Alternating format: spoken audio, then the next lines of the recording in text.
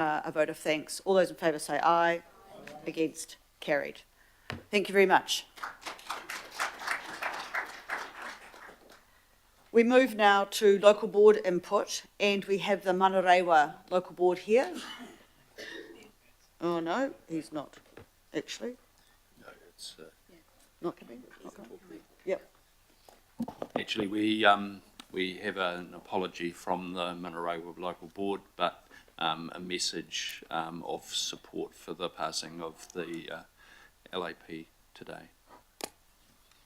Thank you, Mr. Chief Executive.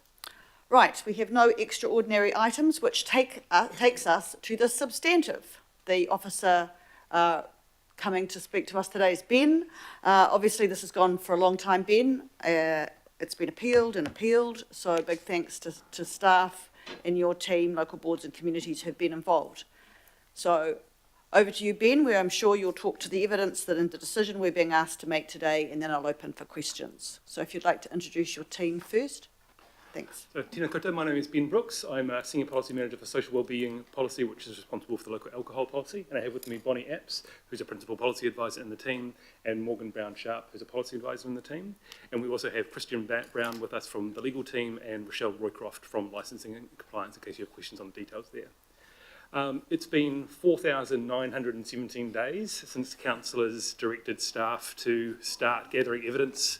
Sorry, what was that number again? 4,917 days since councillors directed staff to start gathering evidence for a local alcohol policy. So I'm not going to try to draw out the process any longer than is necessary. We've gone through an extensive process of gathering evidence, engaging with communities, very thorough legal review all the way up to the Supreme Court and then back down to ALA again. The content of the local alcohol policy is now finalised, and the final decision needed to cross the finish line is a decision from you on when to bring it into force. I just particularly want to acknowledge briefly some of the people that have been involved through the process. So Councillors Fletcher, Philippina, Lee, Stewart and Walker were all around the table when this initial decision was made to start work on this. And I know a lot of other councillors have been involved in their current roles or in former roles as local board members. Wanted to acknowledge the local boards. This is an area where their communities have been very passionate and local boards have pushed very hard on this. Hokura have been involved in some of the key moments where critical decisions were made where to keep on pursuing this at moments where that was difficult. I want to acknowledge those who have made public input today. It's been very powerful, and I particularly want to acknowledge the Medical Officer of Health, Otara Gambling and Alcohol Action Group, and Alcohol Health Watch, who are all parties to the appeal as well, so have been involved for quite a long time helping to support this. A large number of staff have been involved in the process, and I just want to acknowledge three of them briefly. Kat Maki, Rob Abbott and Mike Moody, I think are the only members of staff who have been involved throughout the entire process, and so I want to acknowledge them.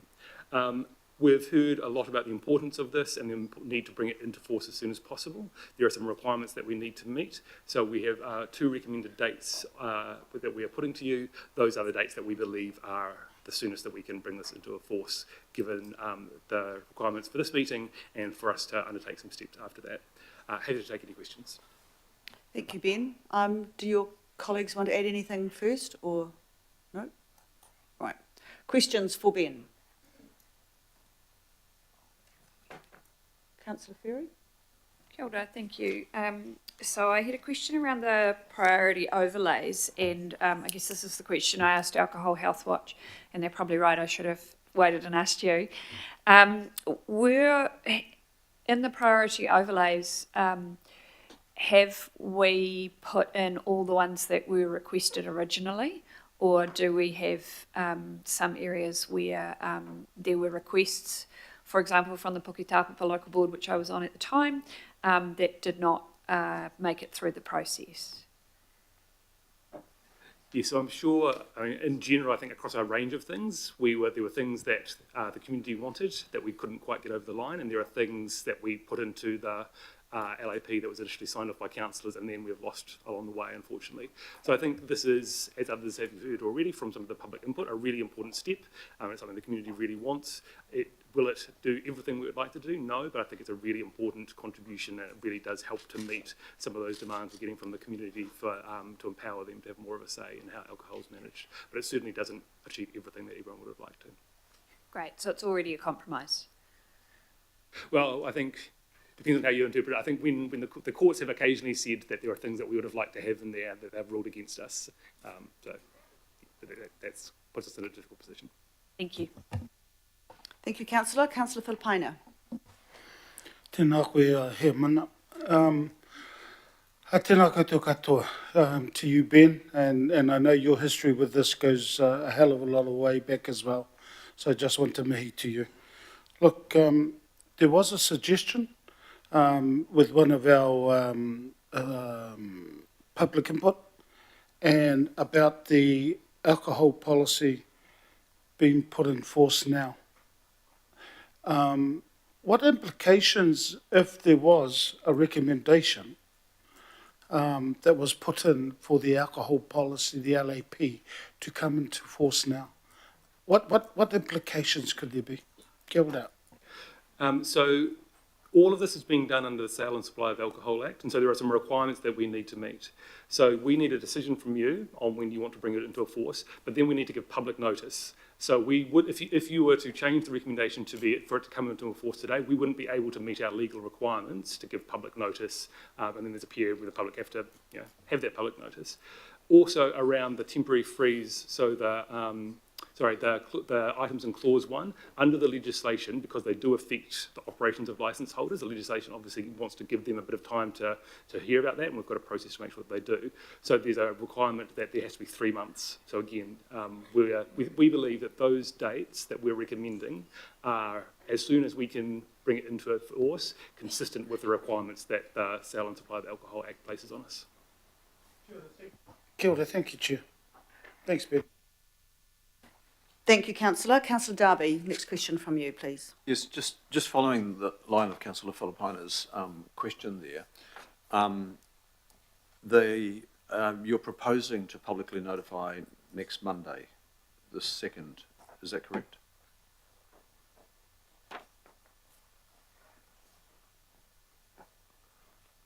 So we need to publicly notify twice, and we'll be doing that next week. Yeah, during the week. Yeah, that's right. On the 2 fronts, you'll be publicly notifying, and that is next week. But to follow on from Councillor Filipino and the sense of urgency, not to add to any of the 4,900 and whatever days it is proposed to come in, the discretionary conditions and the other matters, on the 16th of September, following a possible 2nd of September notification. That's already 2 weeks after the notification. Can you just give us a sense of, can that be closed up? Can it actually come in on the date of notification, that part?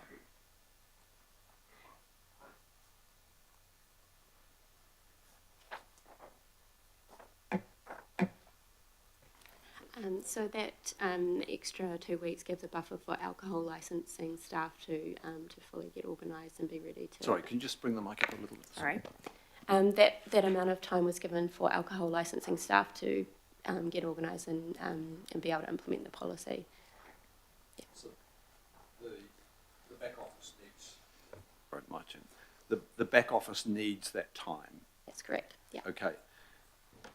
What are the risks in that window, that 2-week window? What are the risks? Are we likely to see a number of applications, or is that window not existent? I understand from alcohol licensing there are no applications that are likely to be processed during that time.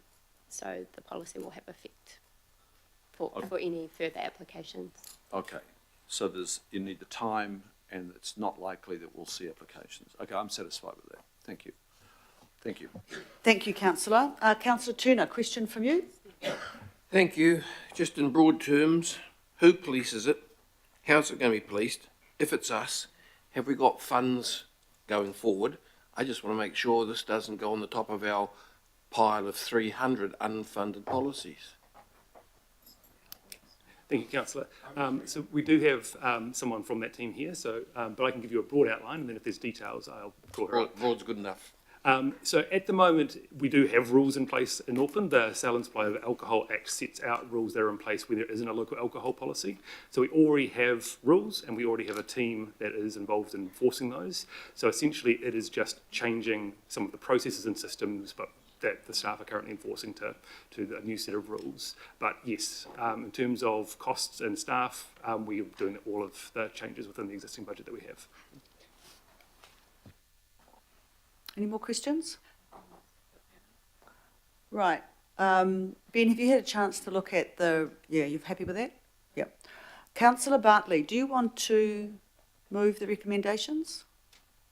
No? Councillor Filipina? Yep, I'm Somebody? happy to move. Happy to move? You want a second? Who would like to second? Okay. Lotu? Councillor Fully, you happy? Cool. I mean, I'm sure there are a lot of people who would like to move in second. But I just want to point councillors out to the red section, which came as a result of a number of requests. Certainly one of our first public forum people talked to it as well. And my understanding is that Councillor Dalton, Councillor Fully, Councillor Bartley, Councillor Filipina are happy with that. But any questions on that last, and so are you, Ben, is that my understanding? Yeah. The version I saw said report back regularly, and the reason we had discussed that was because if it comes into force on the 9th of December, and then we're reporting a year later, we'll be running into not having any committees to report to. So we were just giving ourselves some flexibility around that. But Hold on, we've just got the wrong version. Can we just take a 2-minute break, please? Just a sec, please.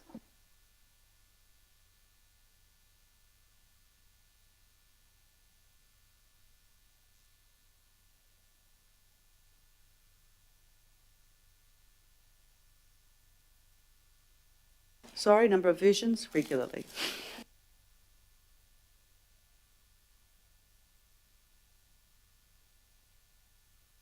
I think it's right now. You happy? More importantly, Councillor Bartley and Councillor Dalton as the mover and the seconder. Okay.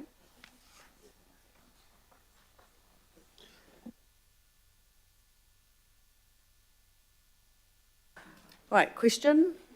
Just making sure everyone's okay. Question first from Councillor Turner, then Councillor Sayers. So what does that review activate? When we set this LAP in place, you can't change it, correct? It's there. What's the process of changing if we found there was something wrong? I'm not sure it's the review. Well, Ben. yeah, so just to be clear, in the legislation, the review means something very specific. And if we launch a review, then that comes with it a whole bunch of legal and process requirements. And so what this is saying was something that we'd already started to work on, which is that, and as you've heard from the public, some of the public input, it's really important that we actually monitor and check whether this is having the impact we expected it to have, whether there's anything unexpected and untoward that we might not want to happen. And so we will be doing that and reporting back regularly, and that report back will then enable that committee to make decisions on either to proceed or whether we do consider moving into that formal review process, but with some evidence to back up that decision. Can the formal review process be triggered by this at any time, basically? It just has to be a decision of the council. Okay, thank you. Councillor Sayers? Yeah, thank you. Chair, my question's around that B, but that's just been added in. Just wanted to understand, is that recommendation put forward by the officers, or has that been put forward by the councillors? Because I just want to gain clarification from whoever's put that forward a bit around the expectation of regularly, so at least staff have a concept of, is that annually, monthly, yearly, just the intention of regularly. So as you saw, the early version said annually, and the issue we were running into was that it'll annually from when, or a year from when some of the clauses come into effect is immediately after the local body election, where we won't have a committee to report to. So we've said regularly. I think in our heads we're thinking roughly annually, but a bit of flexibility around the fact that we wouldn't actually have someone to report to at that stage. That's great. I just wanted you to be clear. Yeah, so, and that's clear. Thanks. Thanks, Councillor. Councillor Fletcher. Thank you. My question is to our CEO, Phil Wilson. Obviously, there is widespread support for what has happened today. What I don't want to take time doing is to interrogate Ben on how many further rehab units closed over those 4,900 odd days, plus how much in terms of mental health and everything else. While it's important that we report back to the Regulatory and Safety Committee, I want to know how this is going to sit in the body of work that you're doing by way of advocacy to central government on the wider impact of the difficulties that we have within Auckland and the lack of facilities, whether it's rehab programs like the Bridge or whether it is ongoing mental health issues. How do you see this being reported back to the governing body with the role and the responsibility that you carry for advocacy to central government? Because we are dealing with one part of this problem, but it's only one part. We need to look at it in a more comprehensive way. I just wondered if you could give us some guidance on how you see this work in an ongoing way moving forward for its wider implications. I think practically speaking, if we get regular, if it's beholden on us to do monitoring and to see how, what the effects of this are, that sits on top of the need to monitor the impact of alcohol harm in the community, and that's important. I think Ben would agree that's important in terms of our broader advocacy and the consideration of licences in the community and so forth anyway. I would suggest that when it is reported back to the committee, and given it's of broad interest to the councillors, that we simply let that process in turn report some level up, up to the governing body. I think there was an aspect of your question. I mean, it doesn't. It's around public health, really, and the advocacy that we have. Yeah, I don't think it escapes any of us that this has been a long battle for Auckland to express its own intent around controlling stuff locally, and we've been caught up in a quite substantial national game here. If anything, it's a bit of an intrusion into the sovereignty that I think should have always existed for council. It's why we originally advocated for the law change that gave rise to the local alcohol policies to be a tool. Councillor Lee, question from you. I just want to make a brief comment at the appropriate time. Okay, we're into questions at the moment, so we'll open for debate in a minute. Any further questions? Well, you can open the debate.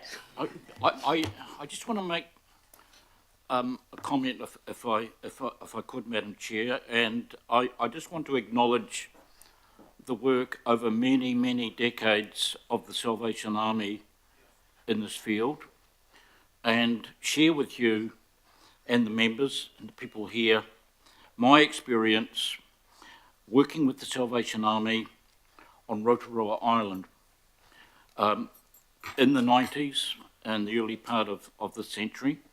I was doing conservation work on Rotorua Island, which was, if you like, a refuge for people who had the disability of alcoholism and therefore were prone also to drug abuse.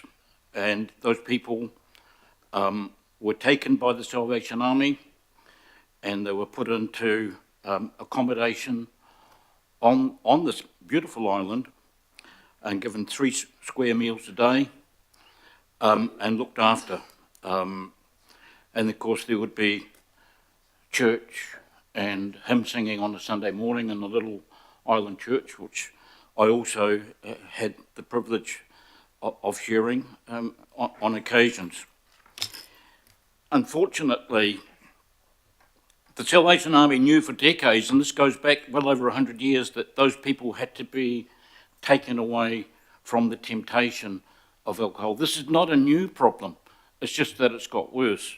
And unfortunately, I have to say, a new management regime, and this is really a parable for our society. A new management regime decided to close down that refuge, and goodness knows where those people ended up. But it was, we have problems with people sleeping on the street, and I wonder how many of those would once upon a time be on Rotorua Island with in clean sheets and 3 square meals a day, and exercise and even educational classes.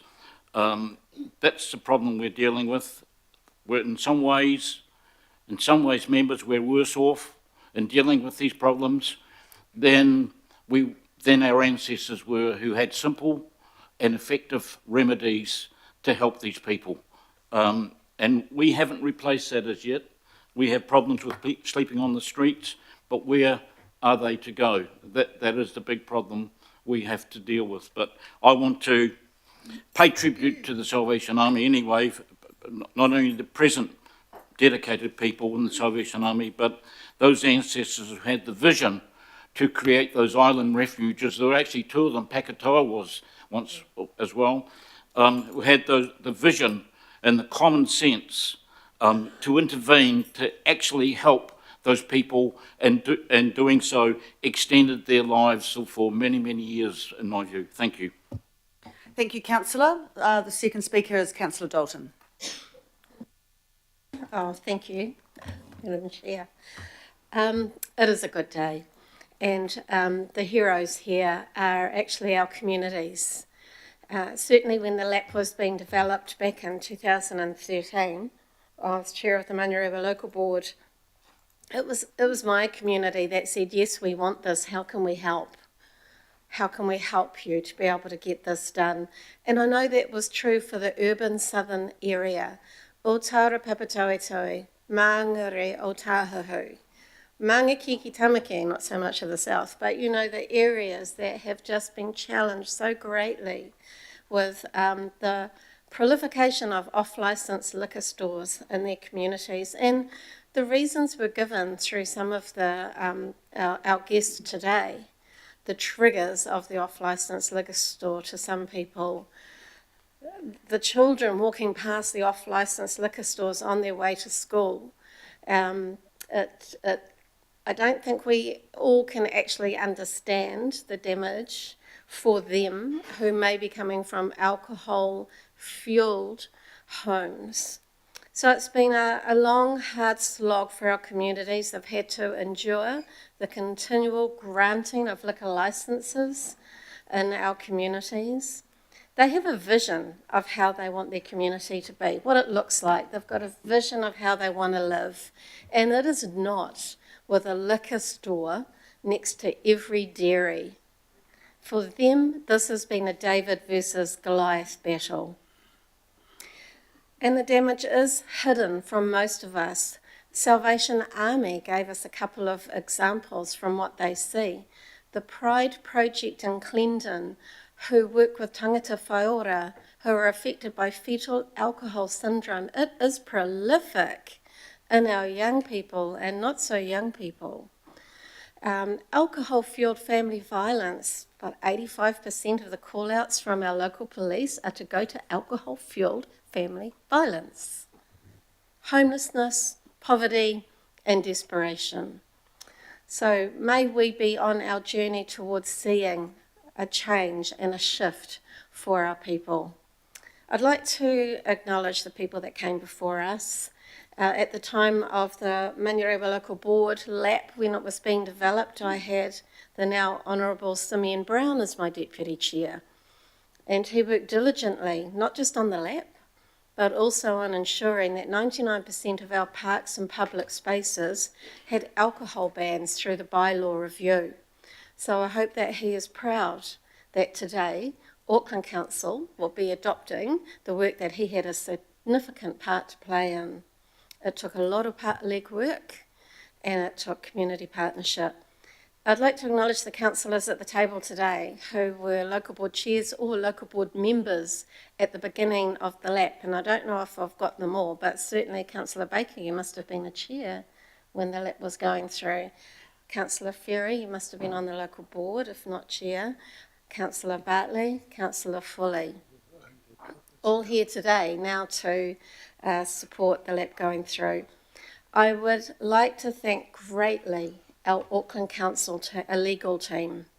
I know that we have to pick and choose our battles. We can't go to court for everyone that wants to take us to court, but this was the right battle to choose. You came in behind and beside our David, our communities, and you took their fight to the Goliath. And thank you, the bylaws and policy teams as well, and the compliance team. You all of us, all together, have been able to reach this milestone today. And just once again acknowledging the people that spoke today, our community advocates, our organisations that have seen the harm from alcohol and who have been alongside us as well for this battle to get the local alcohol policy through, and just reflecting on how bad it is that we spend 10 years in court, basically, so someone can make profit out of harm to vulnerable people. It is appalling and unacceptable, but we've got a good outcome. So thank you again to everyone who's done their bit to get this over the line. This is localism. This is localism at its finest, and long may we retain it. Kia ora. Kia ora, thank you, Councillor. Councillor Foley, you're next. Kia ora, thank you, Deputy Mayor, sorry. Yeah, look, I just want to pick up on everything that Councillor Dalton and Councillor Lee has said and others have said before me today. There's no question that alcohol harm touches all of our society. It touches all areas of Tāmaki Makaurau. And as we've heard today, though, the proliferation of liquor stores is a huge contributing factor to alcohol harm, and in particular in areas of high deprivation for our most vulnerable families. We heard today that the evidence shows that Māori and Pacific children in areas of high deprivation are 14 times more likely to walk past liquor stores on their way to school. I know this to be true because I've seen over time in my area, in Otara, the number of liquor stores pop up next to our dairies, next to our bakeries, next to our petrol stations even. And if you don't believe me, you can just drive through Otara and Papatoetoe and you'll see it. It's a reality now. 10 years ago, it wasn't. Yes, you saw it next to bakeries and next to dairies, but not next to petrol stations. That's something that's happened in the last 5 or so years. So it's a problem that's getting worse and worse. And I do just want to reiterate the point that was made by our medical officer, that this isn't just about personal responsibility. Yes, that is a factor, but what the LAP does is it helps us to address the other very big factor, and that's the easy accessibility to liquor, and particularly to liquor in areas of high deprivation for our vulnerable communities. And so, as we heard from our presenters today, the LAP, what it does is that it allows us to put fences at the top of the hill. It allows us to put fences around our communities at the top of the hill, not ambulances at the bottom of the hill, as we are currently doing and as we have been so used to doing over the decades. So this is a game changer, the fact that we're able to bring in this local alcohol policy that will allow us and allow our communities locally to say, these are the areas of priority. These are the areas that we want to make sure we don't have any more liquor stores, or we won't allow any renewal of liquor licenses, for example. We don't want them near our schools, our ECEs, our places of worship.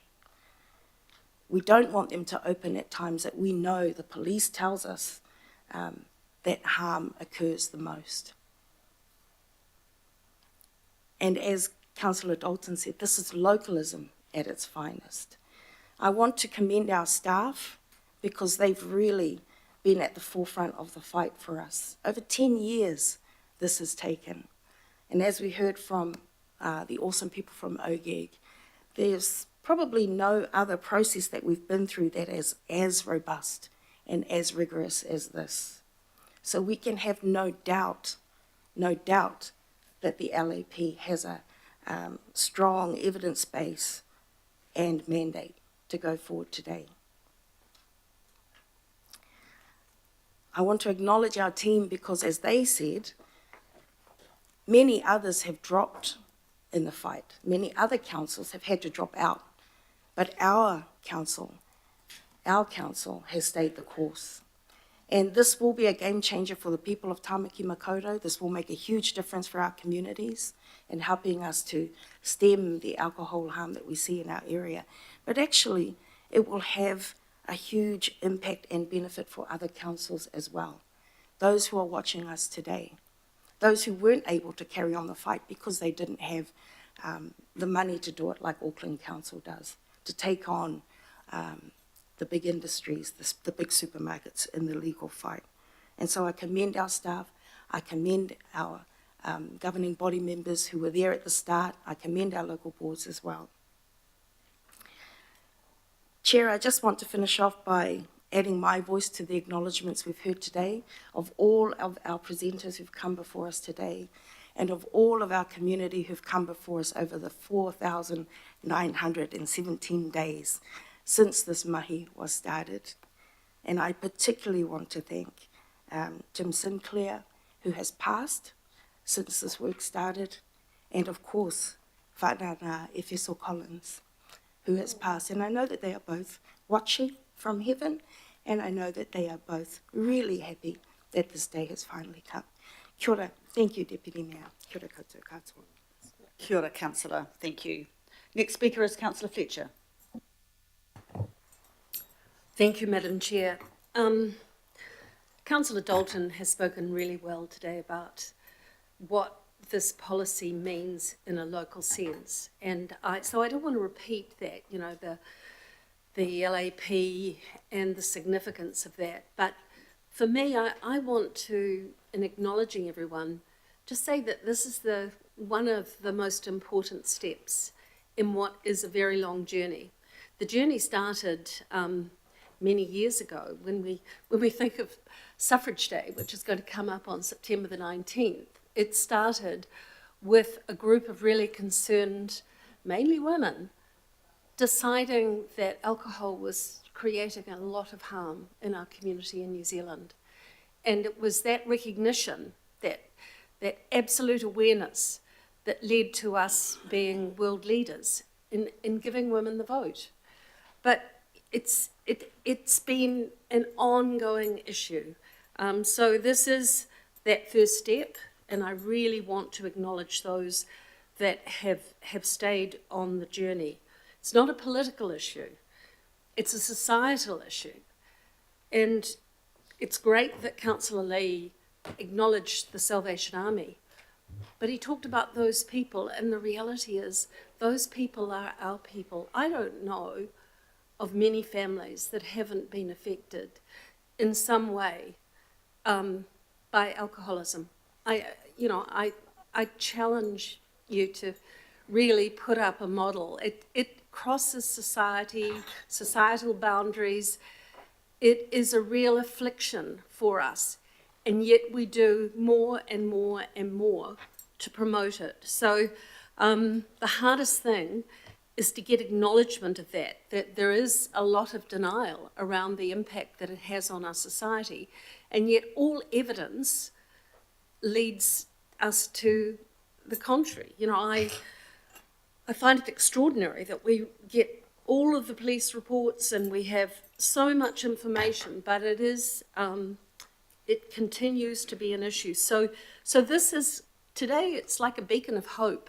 I think Councillor Dalton talked about the David and Goliath, but it's that sense of hope and possibility that we can actually try and tackle that.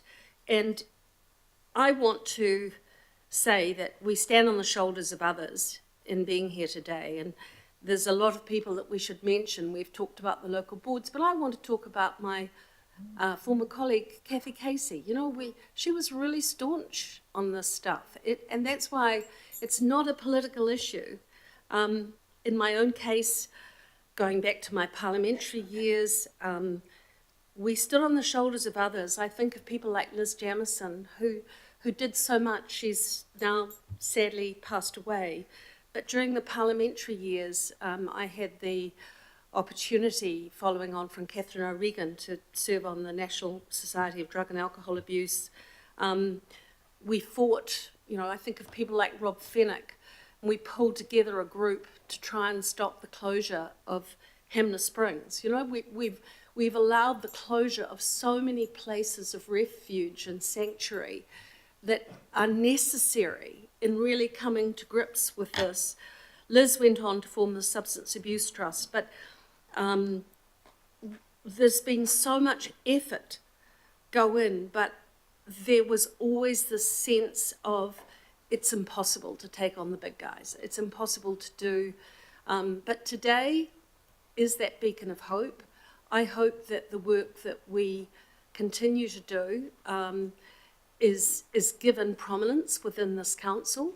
I am one of those who think, you know, well, the council should be about getting on and prioritising and doing all those sorts of things, but you can't ignore the wider societal impact.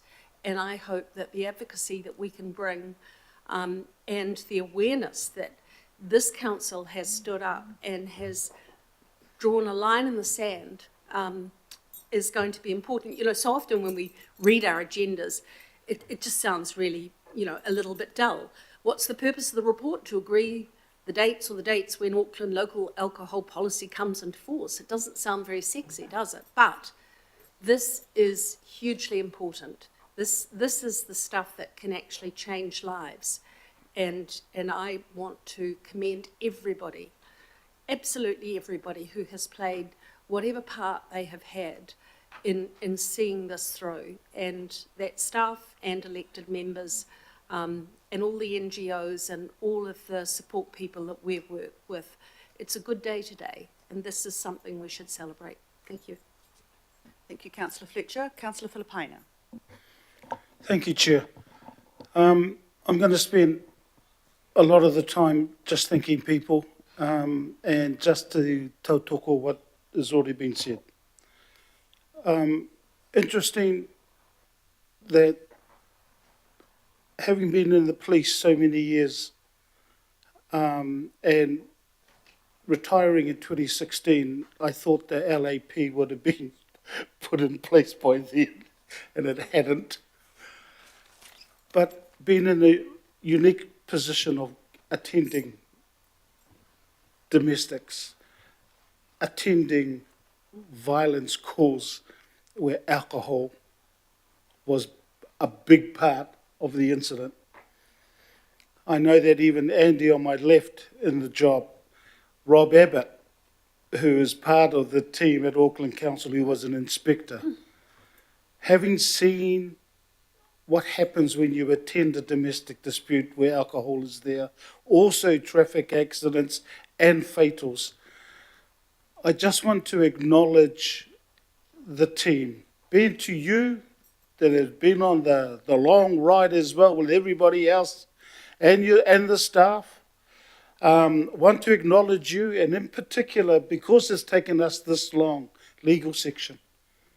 Man, the fight that they would have had to put in front of all the courts, I forgot how many courts they went to. I'm surprised they didn't go to, what's the one in England?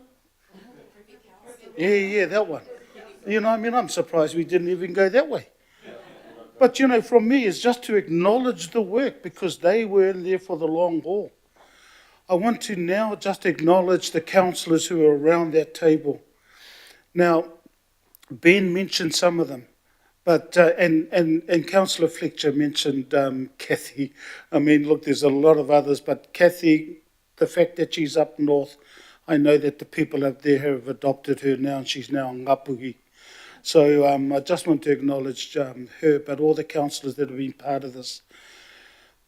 Organisations, I mihi to you all because you are seeing the cold face of what happens as a result of the accidents, the fatals, the domestics. You'll see in the cold face after.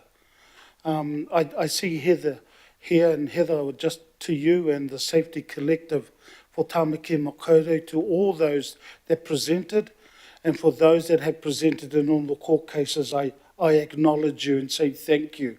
Thank you for the effort. It's been a long haul, but we got there, and we got there together. Chair, I also, for me, and this is the last, but to Grant and to Nathan, to Otara, these three people, and I know there's many others, but the three that were mentioned, and it's been mentioned as well to those that have spoken about this particular agenda item.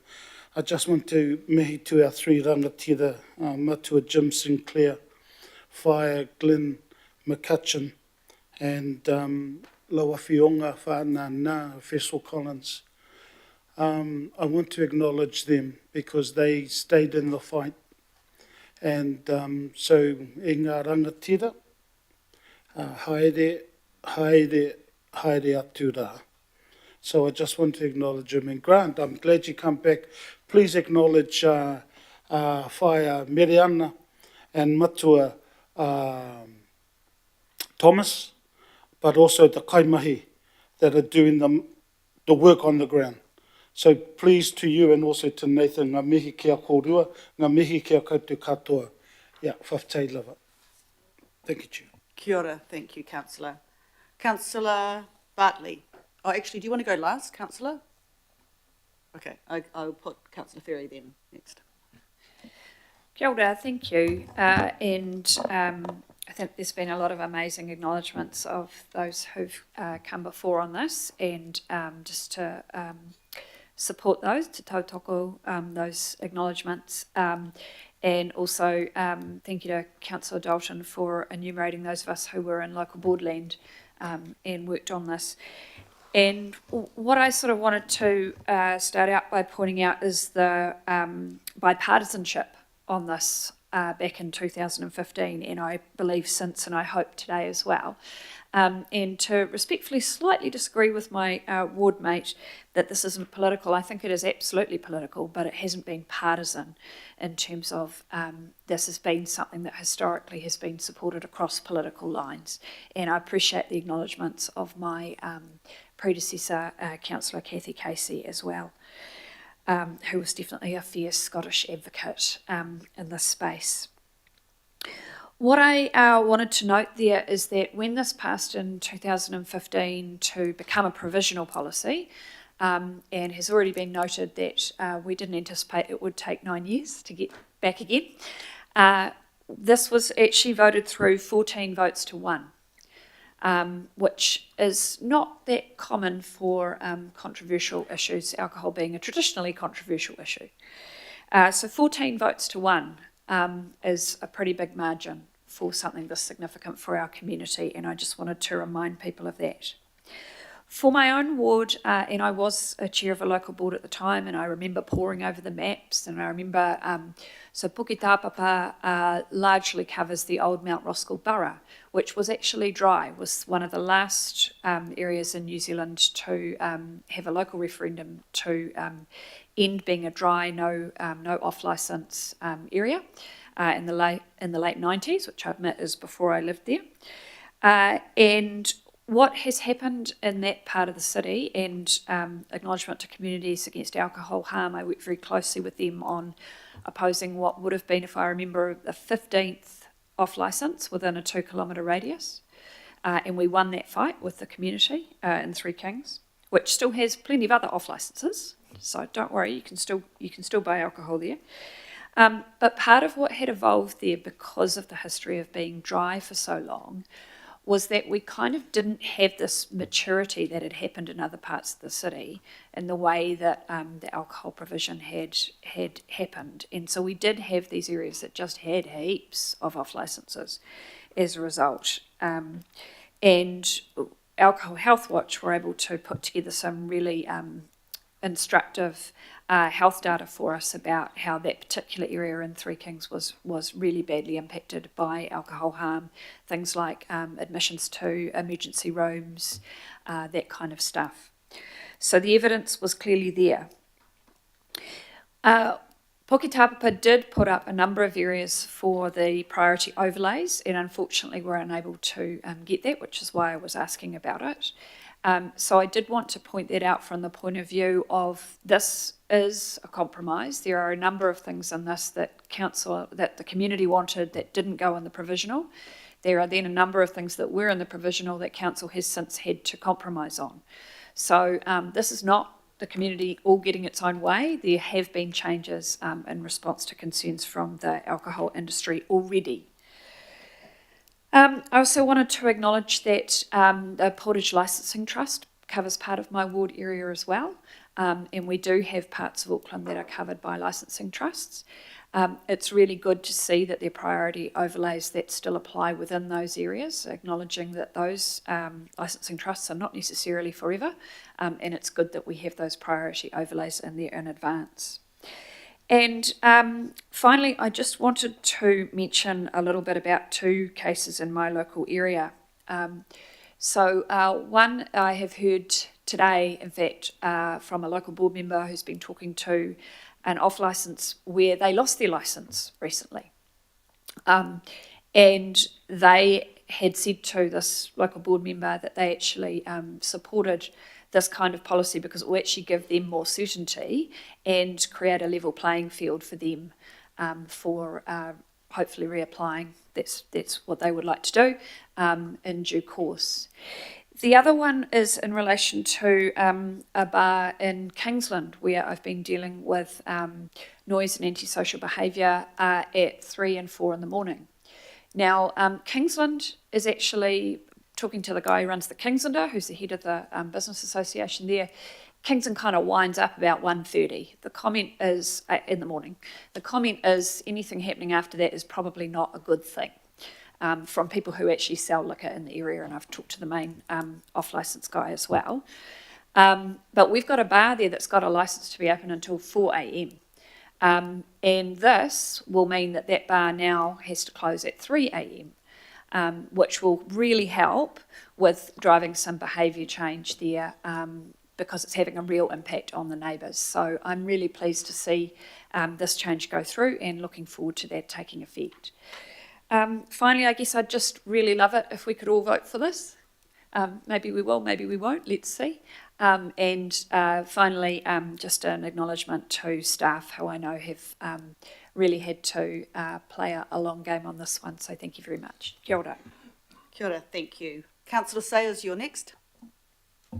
Thank you, Madam Chair. I represent the Rodney ward in the Rodney local board area. We've spoken a lot about the south and other areas of Auckland, but I just thought to complete the picture, I'd just like to talk about the northernmost area of Auckland, right at the other end of the super city. As we've heard, and probably we all know, there's no discrimination around the harm that alcohol causes, whether based on age, gender, ethnicity or location. Frequently communities of Rodney who have had concerns about there being too many liquor outlets located too closely to each other haven't had a sufficiently strong enough voice to oppose them. And therefore, this local alcohol policy gives that voice to those communities and to wider Auckland. I believe that the majority of my constituents would support this policy, and therefore I will be voting in favour of it. Thank you. Thank you, Councillor. Before I hand to Councillor Bartley, is anybody else who'd like to speak? Right, Councillor, as the mover, I'll let you speak. Thank you, Madam Chair, Deputy Mayor. I just want to do the acknowledgements as well to thank the councillors that were there that started this all. Thank you very much. Those of you that are still around the table for championing this right, was it 2015? I was on the local board and we would come and advocate to the councillors that were here at that time. We were doing the advocacy of the community engagement in our communities as local board, along with our community groups. And back then, I acknowledged the Glen Innes Drug and Alcohol Group. A lot of them have gone on to be real leaders in our community, and acknowledge what they did. KYAD and their advocacy and their community engagement, and I see Mike Tuala in the audience there. Trina Baguette, thank you very much for all your work in the communities, especially with our young people. Thank you to the police for constantly raising these issues to us in our capacity as leaders of the city. Thank you to the safety volunteers that are out there patrolling at night and in the weekends, our Māori wardens and Pacific wardens. One of the hot spots near our area is Mission Bay because of all the people that come from south and west and drink there. And that was a real issue. And it comes down to the Māori wardens and the Pacific wardens working with the police to address the issues there. Again, it's our volunteers, our communities, Community Patrols New Zealand, what they're doing. We used to have community patrols in Tamaki set up in 2012. We'd go out on the weekends, 10 p.m. till 1 a.m. was my shift, and it was always alcohol related. Thank goodness the neighbourhood policing team had an arrangement with our liquor stores to close at 10 p.m. as opposed to 11. That helped limit the crime. But fighting, domestic violence, and antisocial behaviour, all alcohol related, all the brawls, Britomart, when we have the Christmas in the park, all alcohol, and they all jump on the trains and they go cause and rip up Britomart, and it's all alcohol related. So I'm sure the police will be grateful that we're taking this step. Also acknowledge Grant Hewison, Dr. Nikki Jackson, Nathan Cowie, Communities Against Alcohol Harm, Alcohol Health Watch, Auckland Regional Public Health. Since I've been a councillor, I've seen them always come to council and advocate for action regarding alcohol harm. As a city councillor, regional councillor, I'm really,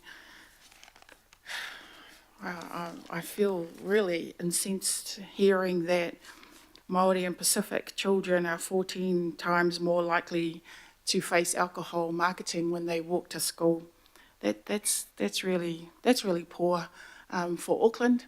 When I was a kid, I didn't face any alcohol advertising when I walked to school. Was our neighbourhood shops, was the bakery, the lawnmower, the dairy, and takeaway. No liquor stores. But nowadays, liquor stores are everywhere. In my ward, there's 40 liquor stores. And I'm not villainising the liquor stores because, the owners are families as well. So I see this as also trying to look out for their benefit, to keep them safe. This all started, I first started getting involved when this came out, which is why I've hurt my neck because I've had to carry it in my bag. But it's 2009, and the recommendations in here talk about local alcohol policies and city councils, and this is what we pinned our hopes on as a community for protection for our community was a local alcohol policy. And then to hear the supermarkets keep challenging this, that's why I thank our legal team, I thank our policy team, Ben Brooks and your leadership here. But really disappointing that it was the supermarkets that held this up. Really, and because they wanted to sell from 7 a.m. Come on, who's buying alcohol at 7 a.m.? Who's buying alcohol at 10:55 p.m.? It's just the police have already said it. The doctors, the medical, the emergency, they all say there's just too much accessibility to alcohol. So hopefully this local alcohol plan will go some way to making our communities a little bit safer. Thank you. Kia ora. Look, there's a colloquial saying that good things take time, and in this case, 4,917 days. So I'll now commit this monumental resolution, set of resolutions moved by Councillor Bartley and Councillor Dalton to the vote. All those in favour, please say aye. Aye. Against? And I will declare that carried unanimously. Thank you.